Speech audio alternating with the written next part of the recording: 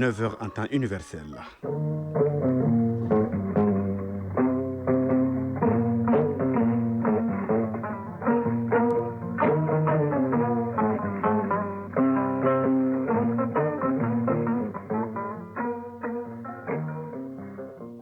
Le journal, Mohamed Diarra. Le temps 32 degrés avec une maximale atteignée de 40. Mesdames, Messieurs, bonjour et bienvenue dans votre journal dont voici le sommaire. Des structures hospitalières dotées de panneaux solaires, un geste du président de la transition à travers ses œuvres sociales. Un comité de suivi sera mis en place pour l'entretien de ces équipements qui permettent de soulager les souffrances des bénéficiaires. Les ministres en charge du commerce de l'AIS étaient à Ouagadougou pour faire le point des recommandations et engagements pris par les chefs d'État à Niamey il y a exactement 10 mois. Les Gabonais votent depuis quelques heures à la faveur de l'élection présidentielle. Ils doivent départager 8 candidats, dont le président de la transition sortant, Brice Clotaire Oligui Shingima. En sport, bonne nouvelle, les Aiglonnais se sont qualifiés hier pour les demi-finales en battant la Tunisie à la séance des tirs au but. Ils affrontent leurs homologues de Burkina Faso. C'est dans le cadre de la Coupe d'Afrique de leur catégorie qui se joue au Maroc. Dans la page culture de ce samedi, nous allons découvrir ensemble le site archéologique de Gaosané, un site chargé d'histoire qui a inspiré notre reporter Ali Idrissa Maïga. Rendez-vous en fin de journal. Voilà pour le sommaire.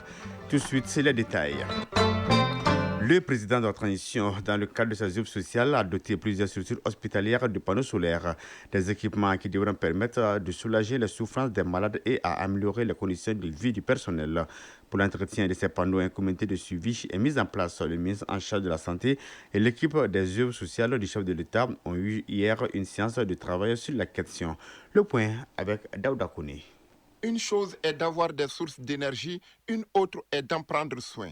C'est pourquoi les responsables des structures hospitalières, les cadres du ministère en charge de la santé et ceux en charge des œuvres sociales se sont réunis pour réfléchir sur un mécanisme d'entretien des installations solaires qui viennent d'être mises à la disposition de quelques structures sanitaires dans le cadre des œuvres sociales du président de la transition, colonel Assaba Diallo Touré, ministre de la Santé et du Développement social. Le président de la transition, il a fait son travail, il nous a donné, on le remercie, mais quand il y aura peut-être une batterie qui ne va pas marcher, on ne va pas aller dire toujours, adresser une lettre à la présidence pour nous dire de nous aider. Il faudra qu'on pense à ça, qu'on essaye de voir qu'est-ce qui peut arriver. On ne le souhaite pas, mais c'est des choses qui peuvent arriver. Veiller à ce qu'ils soient entretenus. Avec la formation, il sera dit peut-être que c'est chaque 2 semaines, chaque mois qu'il faudra peut-être nettoyer les panneaux, il faudra faire ça. Donc maintenant qu'il y ait ce plan qui sera rédigé, qui sera partagé et que nous, on va essayer de suivre avec tous les acteurs.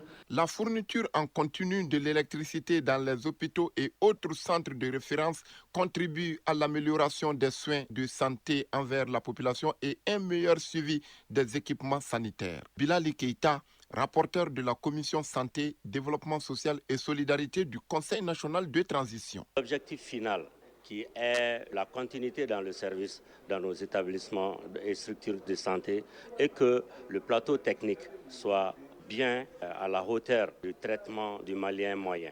Prendre soin de ces installations solaires est la meilleure des réponses pour remercier le chef de l'État donateur, Agibou Dambélé, conseiller spécial du président de la transition chargé des œuvres sociales. Les hôpitaux qui ont reçu ces installations sont des privilégiés parce qu'il y a d'autres qui en demandent et qui ne sont pas satisfaits pour le moment. Le président de la transition, à travers ces installations, apportera sa solidarité. Ça va continuer, Inch'Allah. Ces installations bien entretenues permettront à ces structures de jouer pleinement leur rôle pour sauver des vies et donner aux Maliens un service de qualité. Les ministres en charge de l'enseignement supérieur et celui de la jeunesse étaient cette semaine face aux étudiants de l'Institut national de la jeunesse et des sports. L'activité du jour est dénommée Masterclass citoyenne. Elle consiste à cultiver l'esprit patriotique chez les jeunes scolaires et universitaires. Le point avec Ibrahim Kaokounati. L'Institut national de la jeunesse et des sports, l'INGS, est le premier établissement universitaire public à recevoir cette masterclass citoyenne. Elle a été initiée depuis un certain temps par le ministre de la jeunesse et des sports, chargé de l'instruction civique et de la construction citoyenne.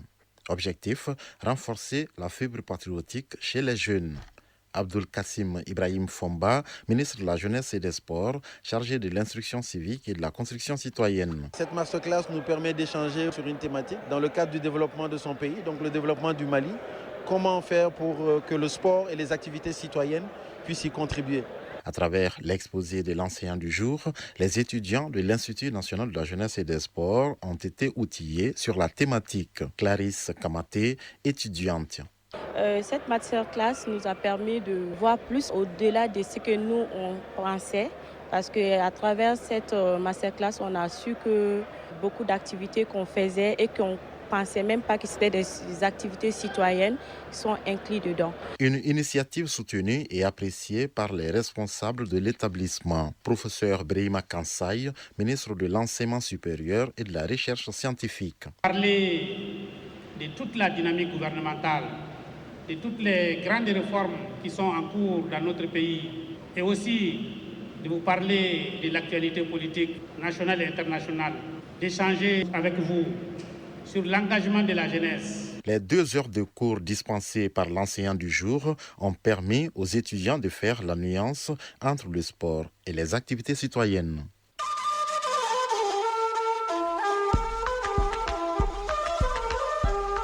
AES, actualité.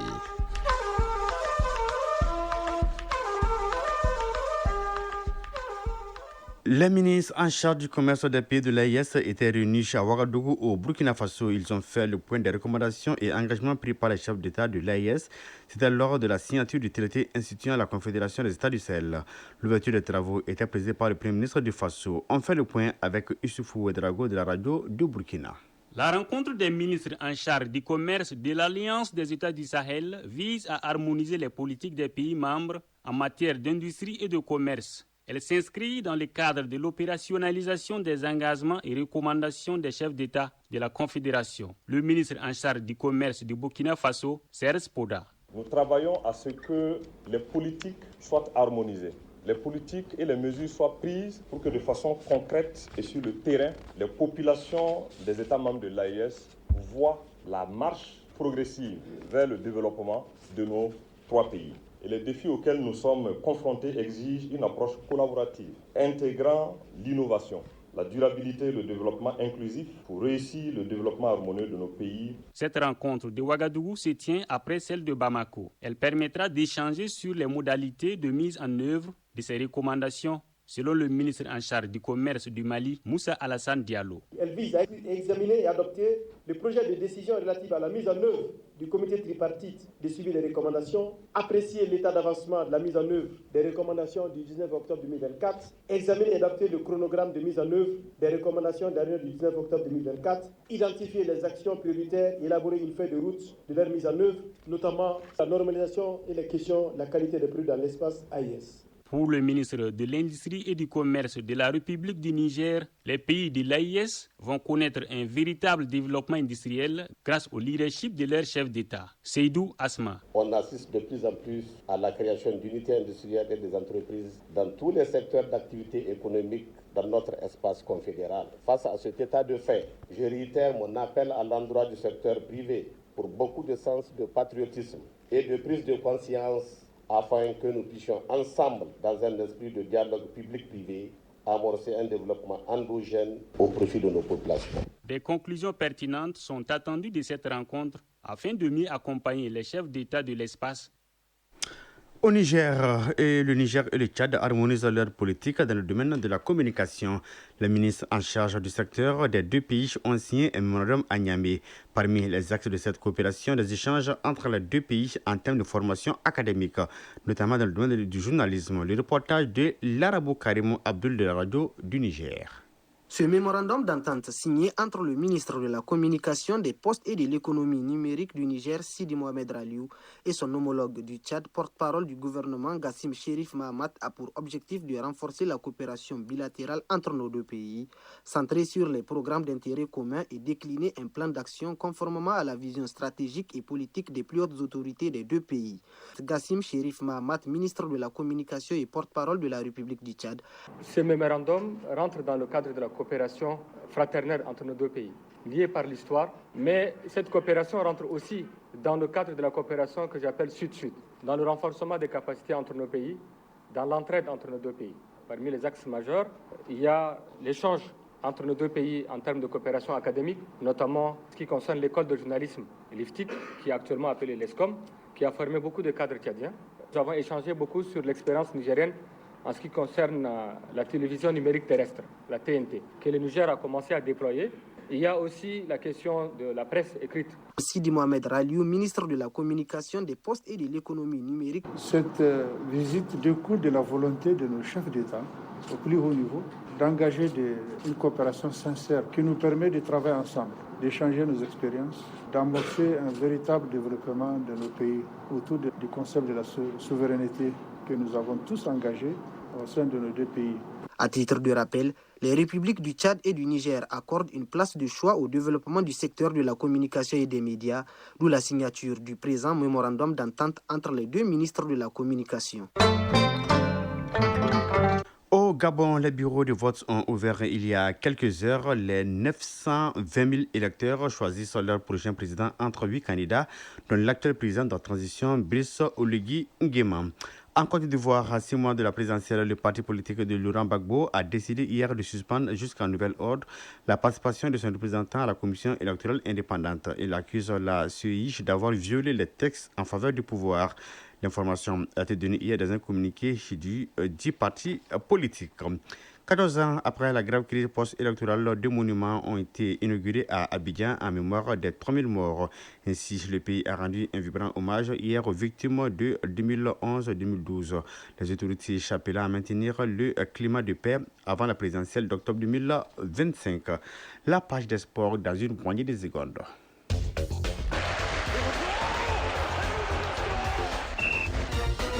Oui, en football d'abord, le tableau des demi-finales de la CAN des moins de 17 ans 2025 qui se joue au Maroc est au complet. Les cadets donc ont empoché le dernier billet ce vendredi. Au plan local, le week-end sera marqué par les 8e de finale de la 64e édition de la Coupe du Mali.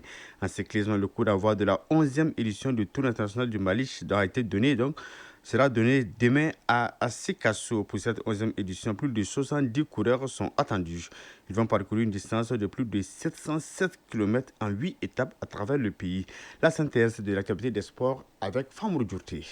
Le Mali vibrera au rythme du vélo du 13 au 20 avril 2025 à l'occasion du 11e Tour cycliste international du Mali. 12 équipes, dont 3 du Mali, sont attendues à ce grand rendez-vous annuel de la Fédération malienne de cyclisme. La cérémonie de présentation des équipes s'est déroulée ce vendredi sous les auspices du ministre en charge des Sports, en présence du président de la Commission nationale d'organisation, Sidi Bagayoko, président de la Fédération malienne de cyclisme. La 11e édition du Tour cycliste international, qui prendra le départ à Sikasso ce dimanche 13 avril 2025, s'annonce ainsi comme un moment de consécration. Elle se déroulera sur 707,3 km durant une semaine. Les délégations quittent Bamako ce samedi pour Sikasso où démarre la compétition avec un critérium. Les 3 équipes du Mali sont l'équipe nationale, l'équipe régionale du Kénédougou et l'équipe du district de Bamako appelée les 3 Caïmans. Abdul Kassim Ibrahim Fomba, ministre en charge des sports. Ce tour est sous le haut patronage du président de la transition, le général d'armée Assimi Goïta.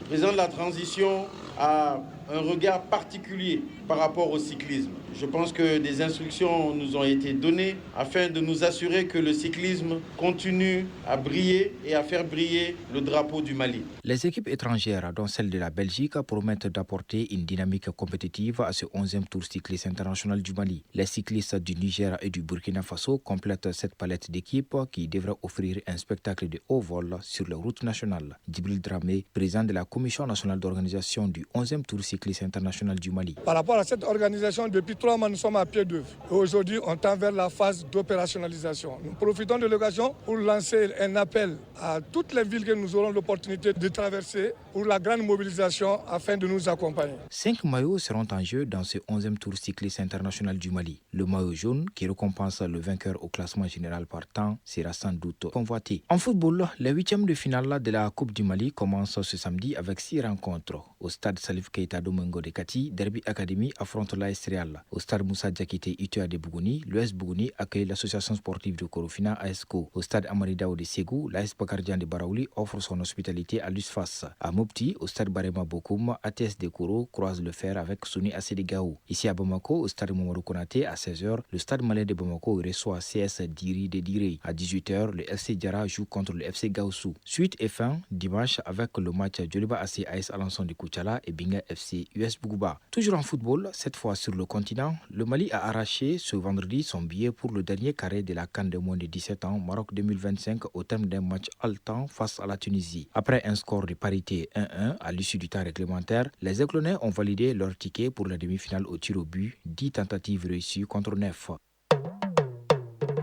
Page Mali Culture 2025. Nous partons aujourd'hui à la découverte du site archéologique de Gao Sané. Repéré dans la périphérie de Gao, Sané était une ville marchande. Selon le Tariq El Soudan et le Tariq El Fitash, le site culturel de Gao Sané a été la capitale du royaume de Cao Cao, ancienne appellation de l'actuel Gao pendant la dynastie de Dja. Pour en savoir plus sur ce site qui retrace l'histoire de Gao, suivant ce dossier réalisé par Ali Idrissa Maïga dans le cadre de l'année de la culture.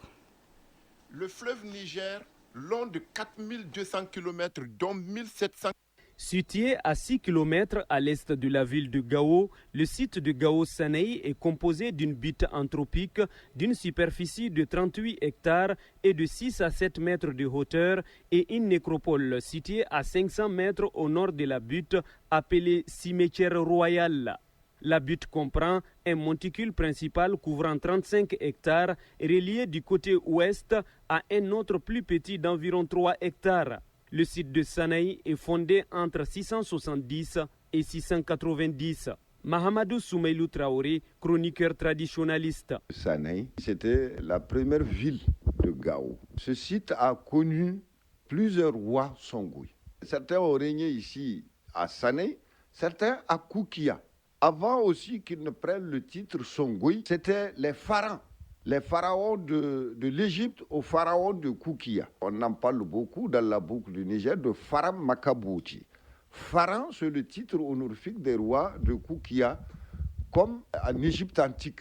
Dirsey Bouna Touré, ancien directeur du musée du Sahel. Le site comprend une élévation. C'est des maisons qui s'étaient enfuies. Le vent de sable faisant son travail a recouvert cet endroit-là. Et à côté, il y a une espèce de plateau. Ce plateau-là serait le caveau royal, là où on enterrait la famille royale. Plus loin encore, il y a un cimetière, mais là, c'est le cimetière populaire. Ces trois éléments-là ont constitué ce qu'on appelle le site de Sanei. Les sources historiques de Sanei évoquent l'existence de la ville royale et la ville marchande comme des villes jumelles à Cao Cao, ancienne appellation de l'actuel Gao par les chroniqueurs arabes. Selon les Tariq El Soudan et El Fetash du XVIIe siècle, le site de Gao Sanei a été au début du XIe siècle la capitale du royaume de Cao Cao pendant la dynastie des Dja. Mahamadou Soumeilou Traoré, chroniqueur traditionnaliste. Ces Dja-là ont commencé leur règne sur l'île de Koukia vers l'an 644. Le premier qui serait converti à l'islam, ça c'est le Zakoso. Il va transférer son palais de Koukia à Gao Sanei. Il y a 31 rois qui ont régné à Gao Sanei. Quand on me dit Sanei, San, ça veut dire un chef, un roi ou un marabout. On les appelle tous des San. Maintenant, comme ce sont plusieurs rois qui se sont succédés là-bas, on est obligé de mettre le lieu au pluriel. Sanei. Dirsey Bouna Touré, ancien directeur du musée du Sahel. Il y a un archéologue cubain d'origine américaine qui est venu ici. Il s'est intéressé au site. Il a découvert effectivement des cimetières, pas comme tous les autres cimetières. Il y avait des stèles sur chaque tombole. C'est des stèles qui identifient que là, tel roi gît, tel cadi gît. On a découvert que la graphie de ces stèles-là était des graphies andalouses. L'Andalousie, c'est une partie de l'Espagne. Au niveau de Sanei, Les fouilles archéologiques menées par les spécialistes ont révélé la présence de plusieurs structures en briques cuites ou crues et divers mobiliers datant des 10e et 13e siècles. Ce site, qui atteste de la richesse de Gao et de son rôle de métropole du commerce transsaharien entre le 8e et la fin du 13e siècle, fait face à des activités qui menacent son existence selon la mission culturelle de Gao. Mamadou Ndasamake, chef de la mission culturelle de Gao. Le site est classé sur la liste du patrimoine national depuis 2016. L'État est en train de prendre des dispositions pour sauvegarder davantage ce site-là encore. L'objectif est quand même de continuer à ce que le site soit sur la liste du patrimoine mondial. Mais ce qu'on a vu sur le site, c'est déplorable. C'est des fouilles, c'est des dégradations, c'est des choses qui dégradent le site, c'est des choses qui ne sont pas bonnes pour le site. Comme beaucoup d'autres dans les septentrions du Mali, le site de Sanei était très fréquenté par les touristes avant la crise de 2012. Draman Ali Touré, secrétaire général des guides touristiques de Gao. Tous les guides de Gao, en fonction de leur travail sur le site, chacun a bénéficié de beaucoup de choses, construire des maisons, se marier, avoir des enfants. Vraiment, c'était très important. Les différentes études et fouilles archéologiques ont révélé la valeur scientifique, culturelle et historique du site de Gao Sanei. Il est un témoignage historique et culturel des civilisations médiévales de l'Afrique occidentale. Gao, Ali Idrissa Maïga et Youssouf Samake pour l'ORTM. Oui, 9h passées de 22 minutes, c'est la fin de cette édition. Une édition présentée par Mohamed Diarra avec le concours de Abse Traoré qui signe son retour. La mise en ligne est assurée par Badi Touré, coordination éditoriale, Ousmane Dao, réalisation Adam Maïga. Vous retrouverez en replay cette édition sur nos différentes plateformes digitales. Passez d'excellents moments en compagnie du programme de Radio Mali. Au revoir.